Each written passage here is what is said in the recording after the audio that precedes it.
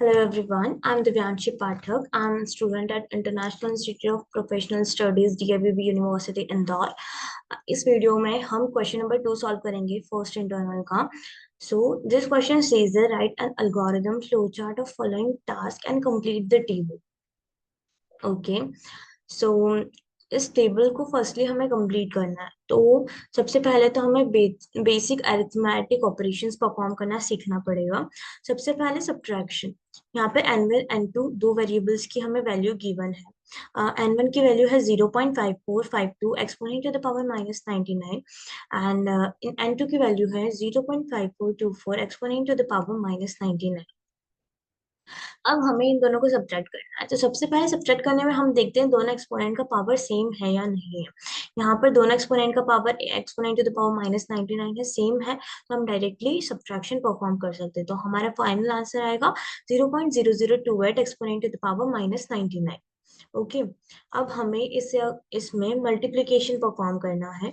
तो भी हम डायरेक्टली मल्टीप्लीकेशन परफॉर्म करने के लिए n1 और n2 का वैल्यू है 0.111 e raised to the power 151 and n2 का वैल्यू है 0.4444 एक्सपोनेंट टू द पावर 50. अब यहाँ पर दोनों एक्सपोनेंट का पावर सेम नहीं है. सबसे पहले तो हमें एक्सपोनेंट का पावर सेम करना पड़ेगा. No sorry, there is no need to check exponent का पावर इन मल्टीप्लीकेशन. हम डायरेक्टली इन दोनों को मल्टीप्लाई करेंगे तो हमारा आंसर आएगा 2.5 एक्सपोनेंट टू द पावर 100. अब यहाँ पर हम देखते हैं एक्सपोनेंट का पावर 100 हो गया है, मतलब ये एक ओवरफ्लो कंडीशन है. तो यहाँ पर हम एक एरर मैसेज लिखेंगे that it is an overflow condition. तो हमारा n1 n2 के मल्टीप्लीकेशन में there is an error of overflow. Now हम डिवीजन परफॉर्म करेंगे n1 एंड n2 में. n1 का वैल्यू इधर गिवन है 0.99998 a की power 1 divided by 0.1000 exponent to the power -99. It will give us answer 0.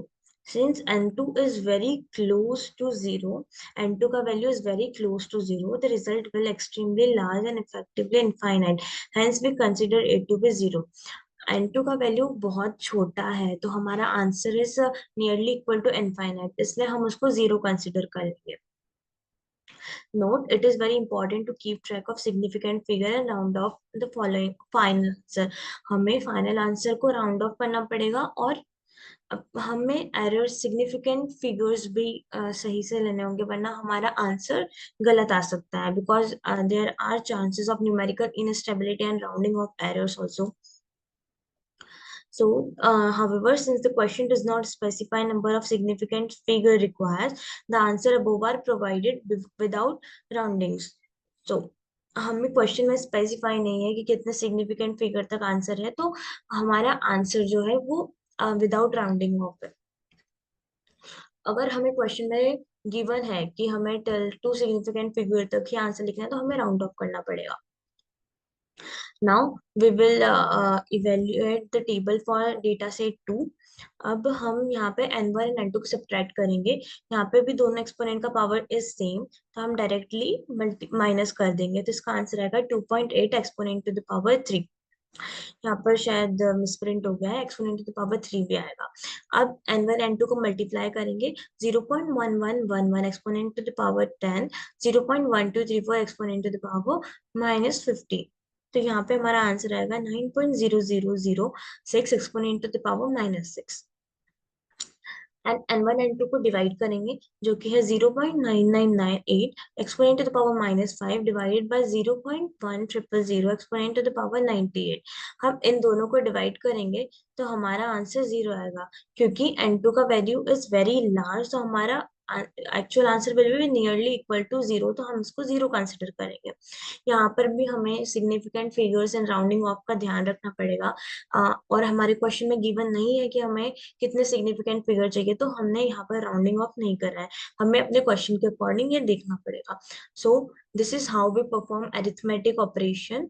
And अगर हमारे एक्सपोनेंट का पावर 100 होता है तो it is an overflow error. अगर हमारे एक्सपोनेंट का पावर -100 जाता है, तो it is an underflow error. तो हमें इसके अकॉर्डिंग हम एरर मैसेज भी लिख सकते हैं हमारे टेबल में, एंड फाइनल आंसर भी लिख सकते हैं। तो इस वे में हम हमारी इस टेबल को कंप्लीट कर सकते हैं। And so that's all for today's video. This was question number 2. I hope you really liked my video. Thank you so much for watching. Please like, share and comment on my video. Thank you.